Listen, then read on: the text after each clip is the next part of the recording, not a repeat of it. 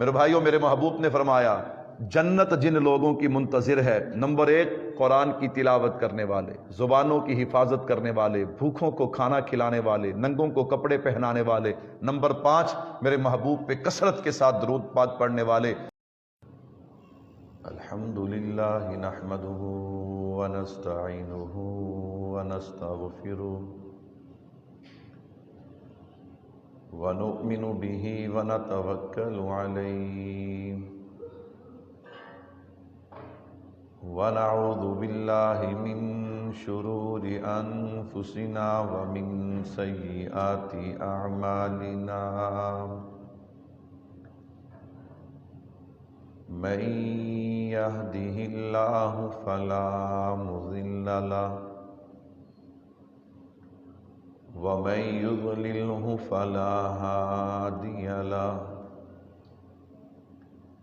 ونشہد ان لا الہ الا اللہ وحدہ لا شریک لہ ونشہد ان سیدنا ومولانا محمدا عبدہ ورسولہ اما بعد اعوذ باللہ من الشیطان الرجیم بسم اللہ الرحمن الرحیم لقد کان لکم فی رسول اللہ اسوۃ حسنہ وقال النبی صلی اللہ علیہ وسلم ان الجنة تشتاق على 5 نفر اللهم صل على محمد وعلى آل محمد كما صليت على إبراهيم وعلى آل إبراهيم إنك حميد مجيد اللهم بارك على محمد وعلى آل محمد كما باركت على إبراهيم وعلى آل إبراهيم إنك حميد مجيد بند کر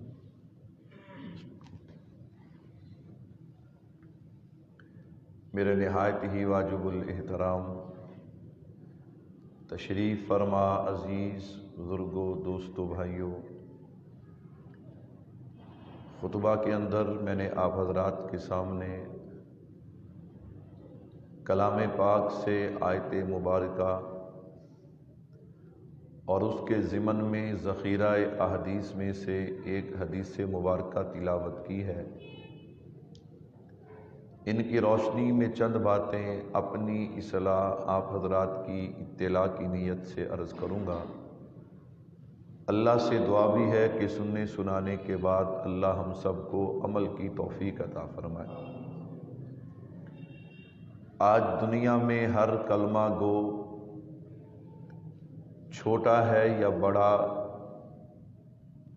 مرد ہے یا عورت، پڑھا لکھا ہے یا ان پڑھ، نیک ہے یا بد، نمازی ہے یا بے نمازی، شریعت کی پابندی کرتا ہے یا نہیں کرتا، ہر بندے کی تمنا ہے، ہر بندے کی خواہش اور چاہت ہے کہ اللہ رب العزت روز قیامت مجھے معاف فرما کے جنت میں گھر عطا فرما دے۔ ہر مسلمان نیک ہے یا بد ہے، نیک اعمال کرتا ہے، اپنے رب کو راضی کرنے کے لیے، جو بد ہے وہ اعمال تو نہیں کرتا، اسے اللہ کی رحمت پہ بھروسہ ہے۔ غرض ہر مسلمان کلمہ گو، اس کی چاہت اور تمنا اور آرزو کیا ہے کہ مرنے کے بعد اللہ مجھے معاف فرمائے، اپنی رحمت اور حضور کی شفاعت کے صدقے اللہ مجھے جنت میں گھر نصیب فرما دیں، جنت میں ٹکانا نصیب فرما دیں۔ بہت اچھی بات ہے، ہر مسلمان کی سوچ بھی یہی ہونی چاہیے، نظریہ بھی یہی ہونی چاہیے۔ دنیا عارضی ہے، گزر جائے گی، ہمیشہ کا گھر آخرت کا گھر ہے۔ لیکن میرے بھائیوں، ایک یہ ہے، میں اور آپ جنت کے مشتاق ہوں، میں اور آپ جنت کے لیے اللہ سے دعائیں مانگیں، میں اور آپ جنت کی تمنا اور خواہش کریں، لیکن ایک یہ ہے کہ جنت میری اور آپ کی تمنا کرے، جنت میری اور آپ کی خواہش کرے، جنت میری اور آپ کی منتظر ہو۔ آپ کہیں گے مولوی صاحب یہ بھی ہو سکتا ہے کہ جنت ہماری منتظر ہو، جنت ہماری مشتاق ہو۔ میں نے کہا اللہ نے مجھے اور آپ کو پیارے پیغمبر صلی اللہ علیہ وسلم کی کیسی عظیم نسبت عطا کی ہے۔ میرے محبوب نے فرمایا دنیا والو ان الجنت تشتاق علی خمسۃ نفر، یاد رکھنا 5 طرح کے لوگ ایسے ہیں کہ جنت بھی ان کی منتظر ہے، جنت بھی ان کی مشتاق ہے، جنت بھی کہتی اللہ یہ تیرے بندے کب میرے اندر داخل ہوں گے اور میری رونقوں اور میری بہاروں سے فائدہ اٹھائیں گے۔ تو اللہ کے نبی نے کیا فرمایا؟ ان الجنت تشتاق علی خمسۃ نفر، 5 طرح کے لوگ ہیں، ان میں 5 طرح کی عادتیں ہیں، ان میں 5 طرح کی خصلتیں ہیں، 5 طرح کی علامات اور نشانیاں ہیں۔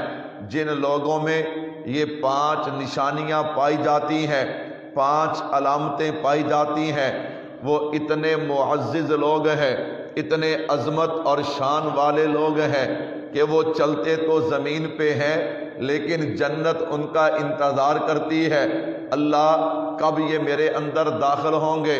آپ کہیں گے مولوی صاحب وہ 5 طرح کے لوگ کون ہیں؟ میرے محبوب کا فرمان ذیشان سنیے گا۔ اللہ کے نبی نے سب سے پہلی علامت، سب سے پہلی نشانی فرمایا نمبر 1 وہ لوگ جن کا جنت بھی انتظار کرتی ہے، جن کی جنت بھی منتظر ہے۔ نمبر 1 وہ لوگ ہیں جو کثرت کے ساتھ اللہ کے قرآن کی تلاوت کرتے ہیں۔ اللہ اکبر، یہاں بھی پہلا نمبر قرآن والوں کا ہے۔ فرمایا نمبر 1 وہ لوگ جو کثرت کے ساتھ قرآن کریم کی تلاوت کرتے ہیں، جن کا اوڑھنا بچھونا قرآن کریم ہے، جو صبح اٹھتے ہیں ان کی زبان پہ قرآن کی تلاوت ہے، دوپہر ہے تو قرآن کی تلاوت ہے، شام اور رات ہے تو قرآن کی تلاوت ہے۔ نمبر 1 فرمایا قرآن کریم کی کثرت کے ساتھ تلاوت کرنے والے، تو میں نے کہا قربان جاؤں حفاظ اور قراء پہ ان کا سب سے پہلا نمبر ہے۔ کیوں؟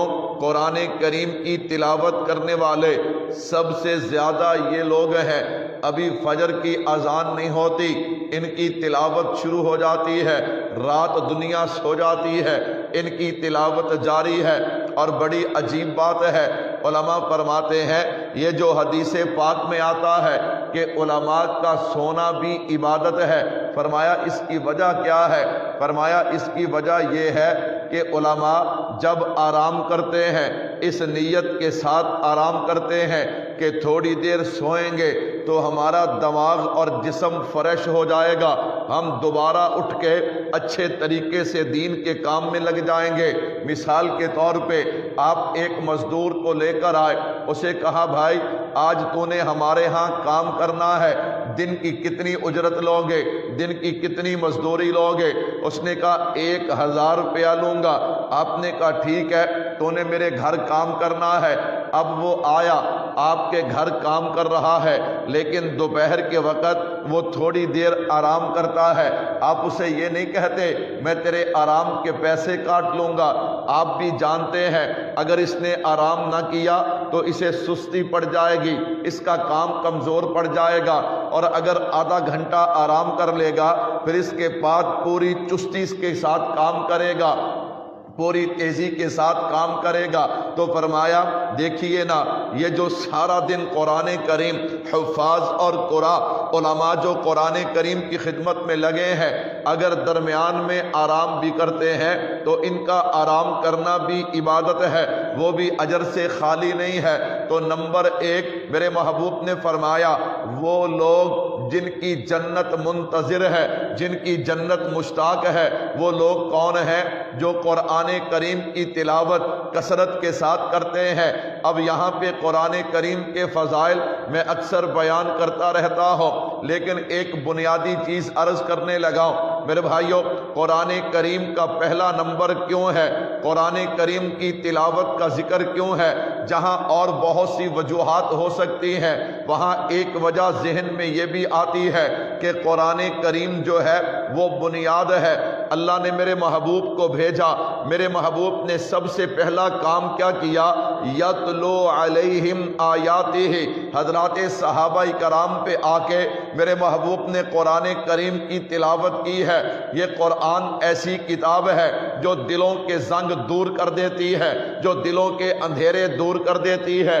جب انسان کا دل زنگ آلودہ ہونا، جب انسان کے دل پہ اندھیرے چھائے ہو، پھر عبادت کو دل نہیں کرتا، اور عبادت کرے بھی تو مزہ نہیں آتا۔ قرآن کریم سے کیا ہوتا ہے؟ قرآن کی تلاوت سے دل کے اندھیرے دور ہو جاتے ہیں، دل کے زنگ دور ہو جاتے ہیں، اور بندے کو عبادت کی توفیق ملتی ہے، انسان کو حلال حرام کی پہچان ہوتی ہے، انسان عبادات کرتا ہے، اپنے رب کے قریب ہو جاتا ہے۔ تو خیر میں عرض کر رہا تھا میرے محبوب نے 5 علامتیں، 5 طرح کے لوگ فرمایا جنت بھی ان کا انتظار کرتی ہے۔ سب سے پہلا نمبر ان کا ہے جو کثرت کے ساتھ اللہ کے قرآن کی تلاوت کرتے ہیں۔ اللہ مجھے بھی توفیق دے، اللہ آپ کو بھی توفیق دے، کہہ دو آمین۔ میرے بھائیو، اس کے بعد دوسری بات میرے محبوب نے فرمایا دوسری قسم کے لوگ کون ہیں کہ جن کا جنت انتظار کرتی ہے۔ بڑی اہم بات ہے، اور آج ہمارے زمانے میں اس عنوان کی بہت زیادہ اہمیت اور ضرورت ہے۔ آج اس گناہ کو گناہ نہیں سمجھا جاتا، آج 70 نہیں آپ 80% معاملات جو خراب ہیں اسی گناہ کی وجہ سے ہے۔ اللہ اکبر۔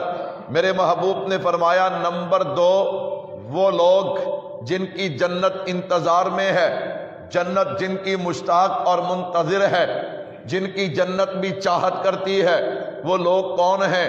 فرمایا نمبر 2 جو لوگ اپنی زبان کی حفاظت کرتے ہیں۔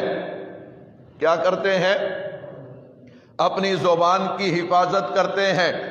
ابھی آپ حضرات بھی محسوس کر رہے ہوں گے، مولوی صاحب تلاوت قرآن تو سمجھ آتا ہے، زبان کی حفاظت حضرت جابر رضی اللہ تعالیٰ روایت نقل کرتے ہیں، اللہ کے نبی نے فرمایا اور دنیا والوں میرے امتیوں 2 چیزوں کی ضمانت تم مجھے دے دو، میں تمہیں جنت کی ضمانت دیتا ہوں۔ کتنی بڑی بات ہے، ضمانت دینے والی ہستی کون ہے؟ امام الانبیاء خاتم النبیین صلی اللہ علیہ وسلم ہے۔ آج دنیا میں کوئی چودھری صاحب، کوئی میاں صاحب، مولوی صاحب، قاری صاحب، MNA MPA وزیر مشیر جو ہے وہ کسی کی ضمانت دے دے، لوگ پھولے نہیں سماتے، میری فلاں بندے نے ضمانت دی ہے، فلاں بندے نے گارنٹی دی ہے کہ تجھے کچھ نہیں ہوگا، تجھے کوئی کچھ نہیں کہہ سکتا۔ لیکن قربان جاؤں، یہاں اللہ کے نبی ضمانت دے رہے ہیں۔ اللہ کے نبی فرماتے لوگوں 2 چیزوں کی ضمانت تم مجھے دے دو، 2 چیزوں کی گارنٹی تم مجھے دے دو، جنت کی ضمانت میں دیتا ہوں۔ اللہ کے نبی وہ 2 چیزیں کون سی ہیں؟ فرمایا 2 چیزیں وہ ہیں، نمبر 1 چیز وہ جو تمہارے 2 جبڑوں کے درمیان ہے، یعنی تمہاری زبان ہے، اس زبان کی ضمانت تم دے دو کہ اس زبان کے ساتھ تم جھوٹ نہیں بولو گے، اس زبان کے ساتھ غیبت نہیں کرو گے، اس زبان کے ساتھ کسی کو تکلیف نہیں دو گے، اس زبان کے ساتھ کسی کو پریشان نہیں کرو گے، اس زبان کے ساتھ تم فضول گفتگو نہیں کرو گے۔ فرمایا اس کی ضمانت تم دے دو۔ نمبر 2، جو دو تمہاری ٹانگوں کے درمیان ہے یعنی شرمگاہ اور زبان، ان دو کی ضمانت تم دے دو، تمہیں جنت کی ضمانت میں دے دیتا ہوں۔ آپ اہمیت دیکھیے میرے بھائیوں، جو بات میں سنانا چاہتا ہوں، میرے محبوب نے 5 چیزیں بیان کی ہیں۔ نمبر 1، قرآن کریم کے فضائل ہم سنتے سناتے رہتے ہیں، یہ عنوان بڑا اہمیت کا حامل ہے۔ نمبر 2، فرمایا زبان کی حفاظت۔ بھائیوں، آج زبان کے گناہ کو گناہ سمجھا نہیں جاتا۔ آج جو بندہ جھوٹ بول کے مال بیچتا ہے اسے کمال کا دکاندار تصور کیا جاتا ہے۔ آج آپ نے دیکھا نہیں، لوگ کہتے ہیں یہ ہمارے ملک کا سرمایہ ہے، انہوں نے ہمارے ملک کا نام روشن کیا ہے۔ یہ جی کیا کرتے ہیں؟ یہ اسٹیج پہ کھڑے ہو کے جھوٹ بولتے ہیں، جھوٹ بول کے لوگوں کو خوش کرتے ہیں۔ ہم نے انہیں اپنا ہیرو بنا لیا۔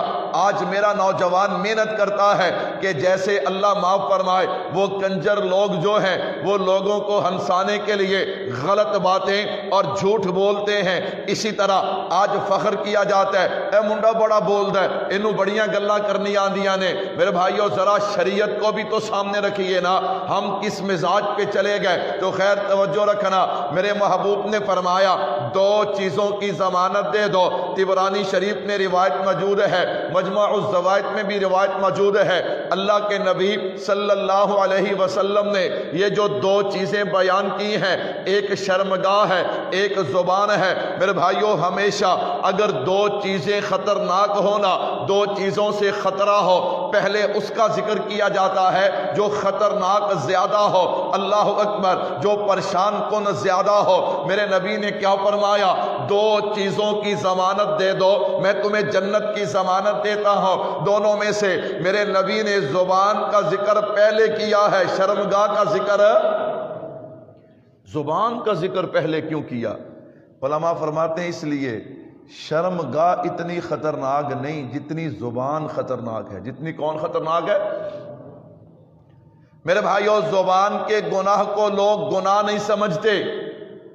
میرے محبوب نے فرمایا اکثر خطایا ابن آدم فی نفسہ، میرے محبوب نے فرمایا لوگوں دنیا والوں فی لسانہ، میرے محبوب نے فرمایا دنیا والوں اکثر ابن آدم جو خطا کرتے ہیں نا وہ کس سے کرتے ہیں؟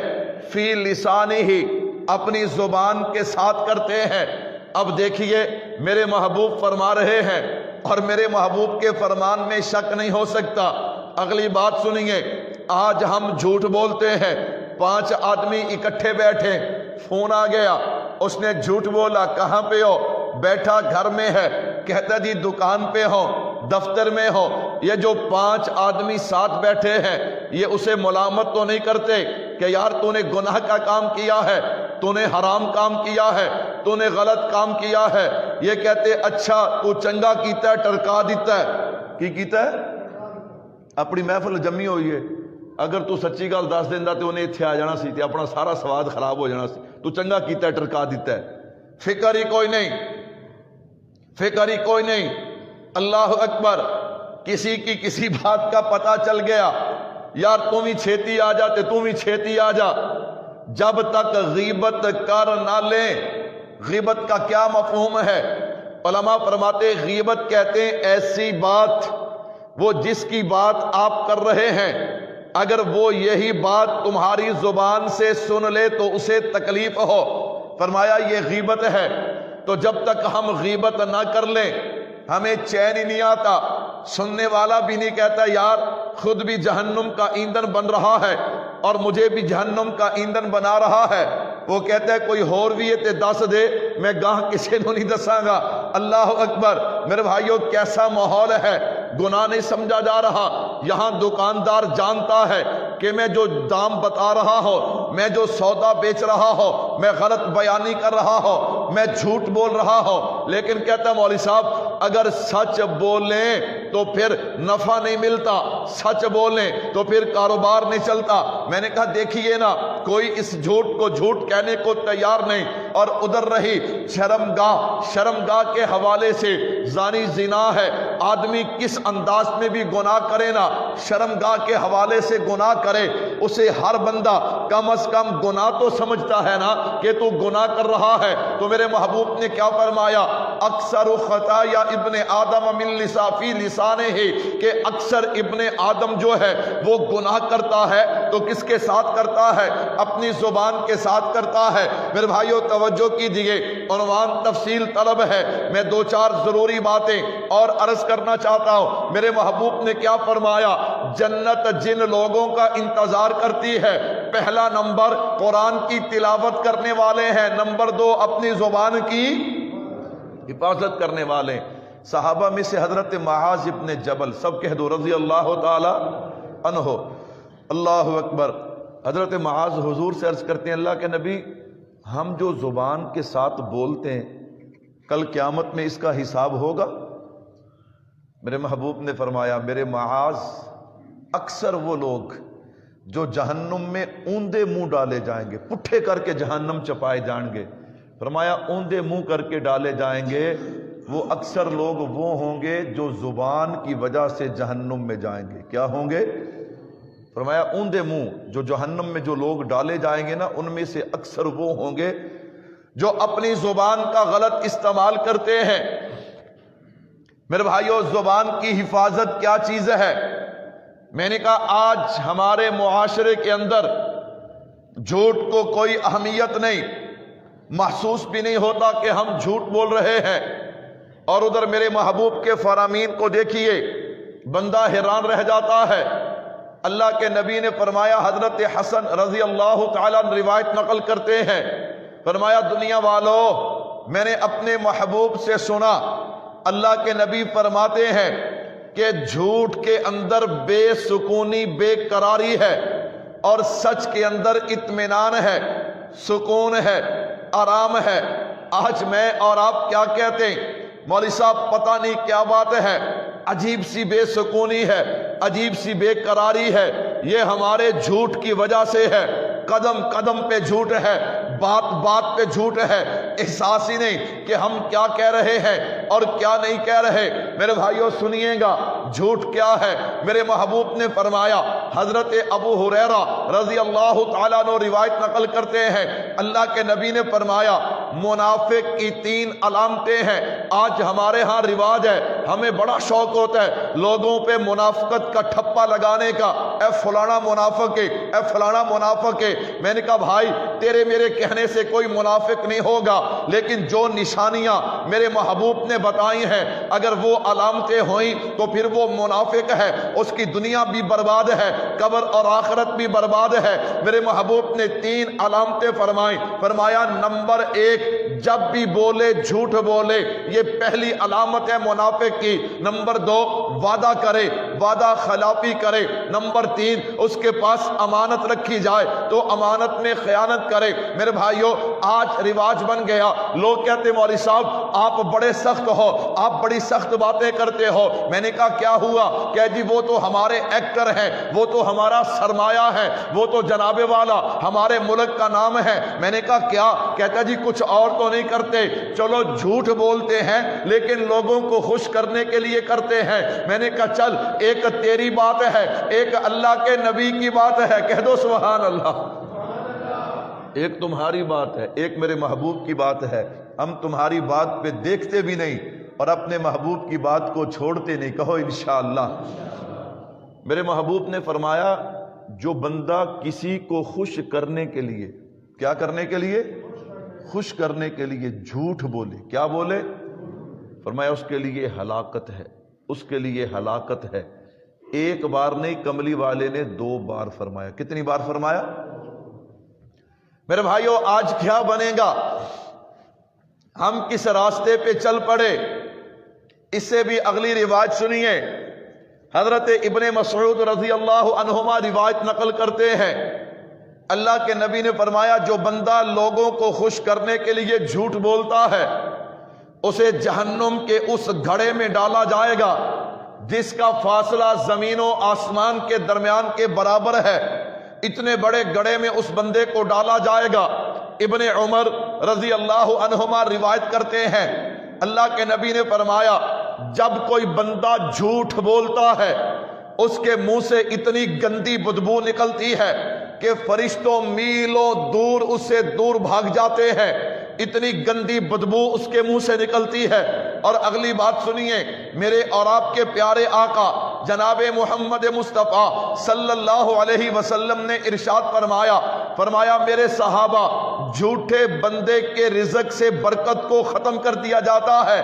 آج بھائیو یہ بے روزگاری، بے برکتی، بے سکونی، اس کی مین وجہ کیا ہے؟ ہم قدم قدم پہ جھوٹ بولتے ہیں اور ہم جھوٹ کو گناہ بھی نہیں سمجھتے. میرے بھائیو توجہ کیجیے گا، اللہ اکبر. تو میں عرض کر رہا تھا حضرت معاذ ابن جبل، سب کہہ دو رضی اللہ تعالیٰ عنہ، میرے محبوب نے کیا فرمایا؟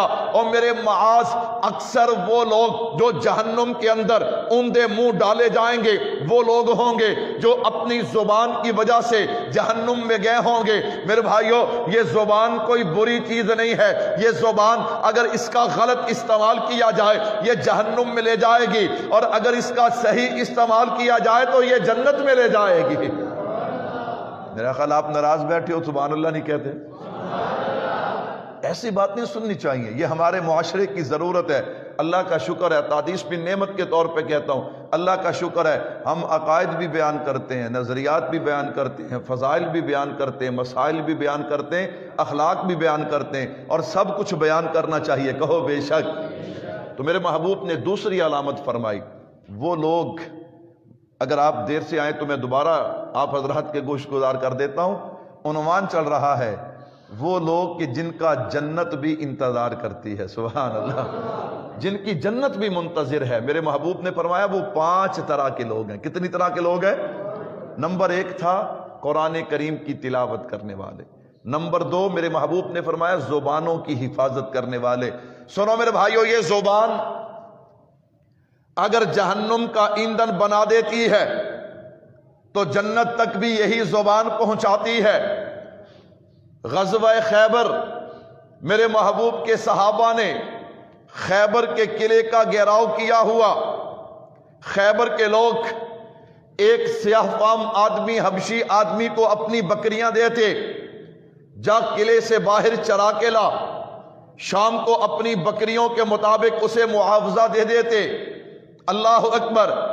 ایک دن یہ آدمی بکریاں لے کے نکلا، اس نے حضرات صحابہ کرام کو دیکھا، سمجھ گیا کہ محبوب کے یاروں نے خیبر کا گھیراؤ کیا ہے. صحابی کے پاس چلا گیا، کہتا یار تم آئے کیوں ہو؟ تمہارے آنے کا مقصد کیا ہے؟ سنو میرے بھائیو، صحابی فرماتے ہمارے آقا اللہ اکبر جناب محمد مصطفیٰ صلی اللہ علیہ وسلم تشریف فرما ہیں، چل تجھے حضور کے پاس لے چلو، وہ آپ کو خود بتائیں گے کہ ہمارا مقصد کیا ہے. وہ بندہ حیران ہو گیا، کہتا ہے اپنے بادشاہ کے پاس لے کے جا رہے ہو؟ وہ مجھ جیسے غلام سے بھی ملیں گے. میں قربان جاؤں. کہا تم جانتے نہیں وہ بادشاہ بن کے نہیں، وہ تو نبیوں کے سردار بن کے آئے ہیں. اس نے کہا وہ مجھ سے مل لیں گے؟ کہا ہاں تجھ سے ضرور ملیں گے. وہ امیر سے بھی ملتے ہیں، وہ غریب سے بھی ملتے ہیں. یہاں ترازو اور ہیں، یہاں امیر کے لیے ترازو اور ہیں، غریب کے لیے ترازو اور ہیں. خیر وہ حبشی گیا، اس نے جا کر میرے محبوب سے عرض کی اللہ کے نبی، جب اس نے دیکھا نا سادہ سا خیمہ، نہ کوئی تخت، نہ کوئی جناب سپاہی، نہ کوئی گارڈ، جا کر میرے محبوب کی مجلس میں بیٹھا. آپ کے آنے کا مقصد کیا ہے؟ اب دیکھیے اللہ کے نبی سے سوال پوچھ رہے، آپ کے آنے کا مقصد کیا ہے؟ میرے محبوب نے فرمایا اللہ کی طرف بلانا. یہ نہیں فرمایا کہ ہم تو حکومت کرنے کے لیے آئے، فرمایا اللہ کی طرف بلانا. اس نے کہا جی میں آپ کی بات مان لوں. فرمایا پھر تو ہمارا بھائی بھی بن جائے گا، ہم تجھے سینے سے بھی لگا لیں گے. اللہ اکبر. تو ہمارا بھائی بھی بن جائے گا اور ہم تجھے کیا کر لیں گے؟ حدیث پاک میں آتا ہے اللہ کے نبی مزاح فرماتے تھے، مذاق فرماتے تھے، لیکن اس میں جھوٹ نہیں ہوتا تھا. اس میں جھوٹ ہے، اللہ اکبر، اس میں جھوٹ نہیں ہوتا تھا۔ حدیث پاک میں آتا ہے ایک بوڑھی اماں، ایک بوڑھی عورت حضور کے پاس آئی، اللہ کے نبی اللہ سے دعا کیجئے نا اللہ مجھے جنت دے دیں، اللہ مجھے کیا کر دیں؟ اللہ کے نبی نے فرمایا اماں کوئی بوڑھی جنت میں نہیں جائے گی، کوئی بوڑھی جنت میں۔ وہ پریشان ہو گئی، فرمایا پریشان کیوں ہوتی ہے، جب تو جنت میں جائے گی تو جوان ہو کے جائے گی۔ حضور نے یہی فرمایا نا کوئی بوڑھی جنت میں نہیں جائے گی، اور حدیث پاک میں آتا ہے مرد ہے یا عورت عمر جو بھی ہوگی جب جنت میں جائیں گے تو جوانی کی حالت میں جائیں گے۔ اب دیکھیے مذاق بھی ہو گیا اور جھوٹ بھی۔ ایک صحابی آئے، اللہ کے نبی میں نے سفر پہ جانا، مجھے کوئی اونٹ دیجئے۔ فرمایا تجھے اونٹ نہیں دیتا، تجھے اونٹ کا بچہ دوں گا۔ کیا دوں گا؟ اس نے کہا اللہ کے نبی میں اونٹ کے بچے کا کیا کروں گا، اس پہ کوئی تھوڑا سفر ہوگا۔ اور فرمایا سمجھتا کیوں نہیں، میں تجھے جو اونٹ بھی دوں گا وہ ہوگا تو اونٹ ہی کا بچہ نا۔ مذاق بھی ہو گیا اور سچ بھی ہے، جو اونٹ بھی بڑا اونٹ بھی ہے وہ بھی تو کسی اونٹ کا بچہ ہی ہے نا۔ اللہ اکبر، قسمت کی باتیں ہیں۔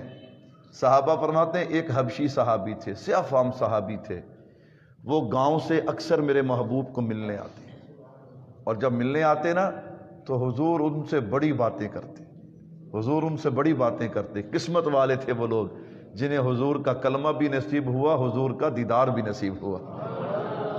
فرمایا جب وہ صحابی آ جاتے نا او حضور اس کے ساتھ گھل مل جاتے، اللہ اکبر، اس سے باتیں کرتے۔ اس سے پتہ چلا اگر اللہ کسی کو علم دے دے، کسی کو مال دے دے، کسی کو عہدہ دے دے تو پھر کسی کو حقارت کی نگاہ سے نہیں دیکھنا چاہیے۔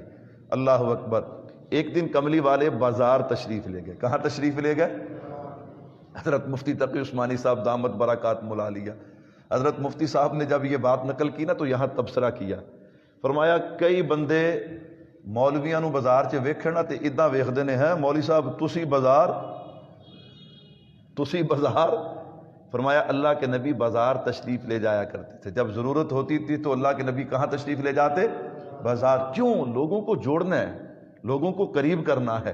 اللہ اکبر۔ خیر، حضور بازار تشریف لے گئے نا تو یہ جو سیاہ فام حبشی صحابی جو حضور سے ملنے کے لیے گاؤں سے آیا کرتے تھے یہ بازار میں کھڑے تھے۔ اللہ اکبر، یہ بازار میں کھڑے تھے، ان کا چہرہ دوسری طرف تھا۔ میرے محبوب پیچھے سے گئے اور جا کر حضور نے یوں اس صحابی کو اپنی باہوں میں لے لیا۔ اس صحابی کی قسمت کے کیا کہنے، میرے محبوب نے یوں جیسے ہم اپنے دوستوں کو اپنے پیاروں کو لیتے نا، میرے محبوب نے یوں پیچھے سے جا کے نا اس صحابی کو یوں اپنے بازوؤں میں لے کے دوسرا ہاتھ میرے محبوب نے یوں ان کی آنکھوں پہ رکھ دیا۔ صحابہ تو میرے محبوب کی خوشبو کو بھی پہچانتے تھے، اسے بھی پتا چل گیا یہ ہاتھ کس کے ہیں، یہ جسم کس کے ہیں۔ صحابی نے یوں ان کا اللہ اکبر جسم کا پچھلا حصہ میرے محبوب کا سینہ، صحابی نے جلدی سے یوں حضور کے سینے کے ساتھ اپنے جسم کو جوڑنا شروع کر دیا۔ میرے محبوب نے پیار سے فرمایا میں یشتری ھذا العبد منی، او دنیا والو کوئی مجھ سے میرا یہ غلام خریدنا چاہتا ہے، قربان جاؤں۔ صحابی تڑپ کے کہتے ہیں اللہ کے نبی اس کالے کلوٹے کو کون خریدے گا، اگر کسی نے خرید بھی لیا تو اس کی قیمت بہت تھوڑی ملے گی۔ اللہ کے نبی نے فرمایا فکر کیوں کرتا ہے، لوگوں کے ہاں اگر ان کی نظر میں تیری قیمت تھوڑی ہے لیکن یاد رکھنا اللہ اور اللہ کے نبی کے ہاں تیری قیمت بڑی ہے۔ میرے محبوب یوں اپنے صحابہ سے مزاح فرماتے تھے، پیار فرماتے تھے، لیکن جھوٹ نہیں بولتے تھے۔ اللہ کے نبی جھوٹ ہے؟ سنو میرے بھائیو، تو میرے محبوب نے جب اس صحابی کو کہا نا، اس سیاہ فام آدمی کو جو خیبر سے بکریاں لے کے نکلا تھا، میرے محبوب نے فرمایا اگر کلمہ پڑھ لے گا، ہماری بات مان لے گا تو یاد رکھنا تو ہمارا بھائی بھی بن جائے گا، ہم تجھے سینے سے بھی لگا لیں گے۔ وہ تڑپ گیا، دنیا کا مارا ہوا، حالات کا مارا ہوا۔ اس نے کہا اللہ کے نبی سیاہ بدن ہے، اللہ اکبر، پسینے کی بدبوئیں مہک رہی ہیں، اس حالت میں فرمایا کلمہ پڑھنا تیرا کام ہے، سینے سے لگانا مصطفیٰ کا کام ہے۔ فرمایا اگر تو کلمہ پڑھ لے گا نا اللہ تیرے اس سیاہ بدن کو چمکا دیں گے۔ کیا کر دیں گے؟ اس نے کلمہ پڑھا۔ اللہ کے نبی اب کیا حکم ہے؟ فرمایا سب سے پہلا کام یہ ہے یہ بکریاں واپس کر کے آ۔ یہ بکریاں کیا کر کے آ؟ یہودیوں کی بکریاں تھی۔ اللہ اکبر. صحابہ کے پاس کھانے پینے کا سامان نہیں تھا. اسی غزوہ میں گدھے پکے جیسے میرے محبوب نے ضائع کروا دیا. حالت یہ تھی. بکریاں اتنی قابو آئی ہوئیں، مال غنیمت. لیکن چونکہ صحابی کا معاملہ تھا نا، صحابی وعدہ کر کے آیا تھا میں چرا کے لاؤں گا. فرمایا جا میرے پیارے پہلے بکریاں واپس کر کے آ. بکریاں واپس کر کے آئے. اللہ کے نبی اب کیا حکم ہے؟ فرمایا نماز کا وقت نہیں، روزے کا وقت نہیں، زکوٰۃ کا وقت نہیں. اچھا یوں کر، جہاد ہو رہا ہے، شامل ہو جا. شامل ہوا. تھوڑی دیر کے بعد شہید ہوئے. صحابہ پہچانتے یار یہ ہمارا ساتھی تو نہیں ہے. میرے محبوب تشریف لے گئے. میرے محبوب نے فرمایا تم نہیں جانتے، فرشوں پہ مصطفیٰ جانتا ہے، عرشوں پہ خدا جانتا ہے. اور فرمایا میرے صحابہ اس کے سیاہ بدن کو نہ دیکھو، تمہیں وہ نظر نہیں آ رہا جو میں دیکھ رہا ہوں. آسمانوں پہ اس بدن کو جو سیاہ ہے اب وہ سفید ہو گیا اور چمک رہا ہے، اور فرشتے جنت کے برتنوں میں اسے غسل دے رہے ہیں. میں نے کہا دیکھو بھائیو، اس آدمی نے عمل کوئی نہیں کیا، صرف زبان سے کلمہ پڑھا، شہید ہو گئے. میں عرض کر رہا تھا یہ زبان بندے کو جنت بھی لے جاتی ہے، جہنم بھی لے جاتی ہے. تو میرے محبوب نے کیا فرمایا؟ وہ لوگ جنت جن کی منتظر ہے، جنت جن کی مشتاق ہے، نمبر ایک وہ جو کثرت کے ساتھ قرآن کی تلاوت کرتے ہیں. نمبر دو وہ لوگ ہیں جو اپنی زبان کی حفاظت کرتے ہیں، وہ اپنی زبان سے جھوٹ نہیں بولتے. اللہ اکبر. غیبت نہیں کرتے، کسی کو تنگ نہیں کرتے، کسی کو پریشان نہیں کرتے. اللہ سے دعا ہے اللہ ہمیں بھی اپنی زبانوں کی حفاظت کرنے کی توفیق عطا فرمائے. ہمارے بزرگوں میں سے اللہ اکبر بڑے اللہ والے اورنگزیب فاروقی، اورنگزیب عالمگیر اورنگزیب کا زمانہ ہے رحمت اللہ علیہ. ان کے زمانہ میں ایک اللہ والے تھے. اللہ اکبر. عجیب ان کی شان، عجیب ان کا مقام تھا. ان کے پاس بچے پڑھنے آتے تھے. کیا کرنے آتے تھے؟ بچے جب جھوٹ بولے نا، چھوٹے ہوں یا بڑے، ان کو ٹوکو، ان کو روکو، ان کو کہ بچہ جھوٹ نہیں بولنا. اللہ اکبر. ملا جیون رحمت اللہ علیہ، سب کہہ دو رحمت اللہ علیہ. ملا جیون ان کا نام ہے. اللہ اکبر. ان کے پاس بچے پڑھنے آتے تھے. بچوں کا چھٹی کو دل چاہا. انہوں نے کہا یار چھٹی کریں، استاد جی تو چھٹی دیتے نہیں، اب کیا کریں؟ انہوں نے کہا سادے جی استاد جی ہیں، انہوں نے اپنا کوئی چکر چلانے ہیں. استاد جی یہ دریائے جمنا کا جو پل ہے نا، اس کے بارے میں خبر سنی ہے؟ استاد جی نے کہا بیٹا کیا ہوا؟ میں نے تو نہیں سنا. استاد جی کل اس پل کو وہاں سے اٹھایا جائے گا اور دوسری جگہ پہ لے جایا جائے گا.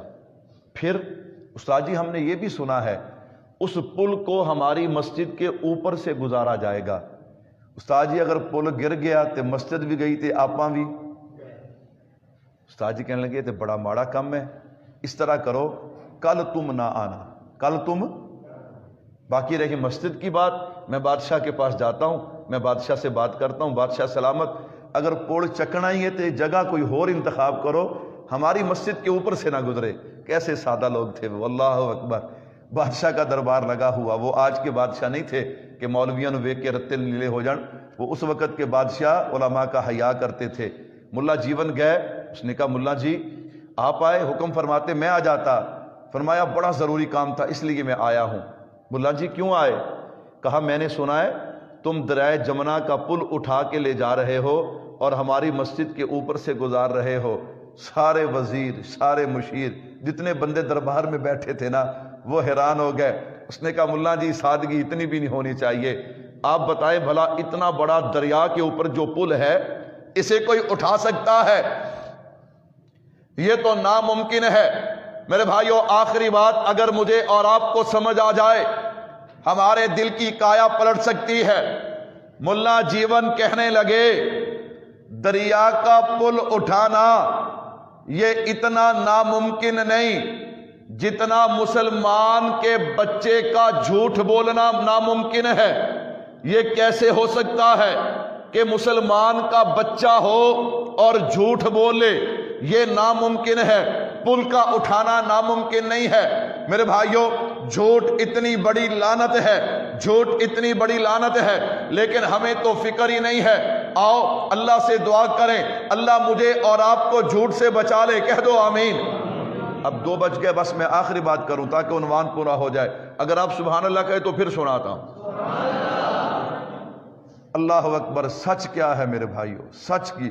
اچھا آپ بھی الحمدللہ آدھے مفتی تو آپ بھی ہیں ماشاءاللہ. کیا خیال ہے جھوٹ بولنا حلال ہے حرام ہے؟ سارے نہیں بولتے. حلال ہے حرام ہے؟ جڑا جھوٹ بولے وہ ہیرو ہو سکتا ہے؟ سارے نہیں بولتے. ہن سارے بولو نا. وہ ملک دا سرمایہ، وہ آئیڈیل. اچھا جھوٹ بولنا حرام ہے، جھوٹ سننا؟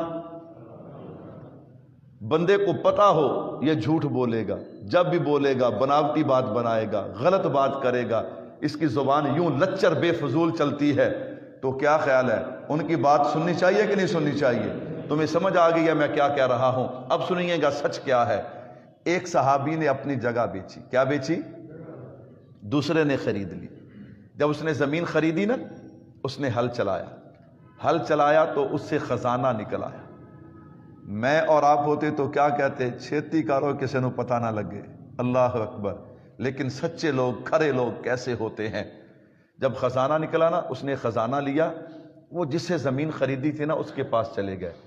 کہنے لگے بھائی میں نے تجھے زمین خریدی بڑے تھوڑے پیسوں میں، یہ خزانہ تو بہت قیمتی ہے، اس لیے خزانے پہ میرا حق نہیں، خزانے پہ تیرا حق ہے.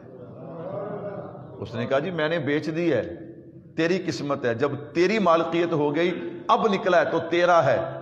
کہا چلو لڑتے نہیں، عدالت میں چلتے ہیں. سبحان اللہ. دونوں عدالت میں چلے گئے. جب قاضی نے، قاضی بھی تو پھر اللہ اکبر کمال کے لوگ تھے نا، سیدنا فاروق اعظم کا زمانہ تھا رضی اللہ تعالیٰ. دونوں کو دیکھا، کہا بھائی اولاد ہے؟ ایک نے کہا جی جوان بیٹی ہے، دوسرے نے کہا جی جوان بیٹا ہے. کہا یوں کرو دونوں کی شادی کر دو اور یہ خزانہ تحفے میں دے دو. میرے بھائیوں میرے محبوب نے فرمایا جنت جن لوگوں کی منتظر ہے، نمبر 1 قرآن کی تلاوت کرنے والے، زبانوں کی حفاظت کرنے والے، بھوکھوں کو کھانا کھلانے والے، ننگوں کو کپڑے پہنانے والے. نمبر 5 میرے محبوب پہ کثرت کے ساتھ درود پاک پڑھنے والے. اللہ مجھے اور آپ کو عمل کی توفیق عطا فرمائے. چونکہ وقت ہم نے 2 بجے کا کر دیا، کچھ نہ کچھ میں لیٹ ہو جاتا ہوں، کچھ آپ لیٹ ہو جاتے ہیں.